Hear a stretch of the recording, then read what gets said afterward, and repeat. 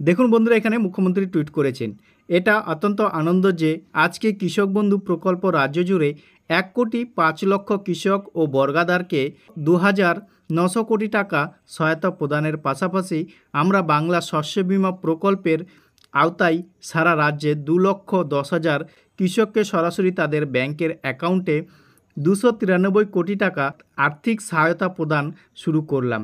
তো বন্ধুরা, এটি কিন্তু টুইট করে জানিয়েছে যে আপনারা কৃষক বন্ধু প্রকল্পের 1,05,00,000 কৃষকের ও বর্গাদার 2,900 কোটি টাকা পাচ্ছেন এবং বাংলা শস্য বীমা যে প্রকল্প রয়েছে, ফসল যদি ক্ষতি হয়ে থাকে তাহলে 2,10,000 কৃষককে কিন্তু তাদের ব্যাংক অ্যাকাউন্টে 293 কোটি টাকা আর্থিক সাহায্য প্রদান শুরু করেছে।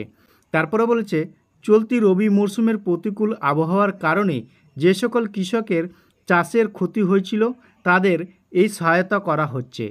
আমাদের সরকার বাংলা শস্য বীমা চালু করার ফলে ফসল নষ্ট হয়ে গেলেও আমাদের কৃষকরা এইভাবেই আর্থিক ক্ষতি থেকে রক্ষা পাচ্ছেন। এর জন্য তাদের কোনো টাকা দিতে হচ্ছে না। শস্য বীমার প্রিমিয়ামের পুরো টাকাটাই রাজ্য সরকারই দিচ্ছে।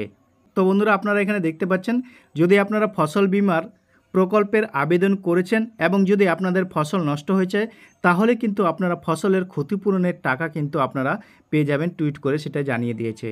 তারপরে বন্ধুরা আরও বলেছে এখানে, 2019 সালে চালু হওয়ার পর থেকে বাংলা শস্য বীমা প্রকল্পের 1 কোটি ক্ষতিগ্রস্ত কৃষককে মোট 3,133 কোটি টাকা সহায়তা প্রদান করা হয়েছে।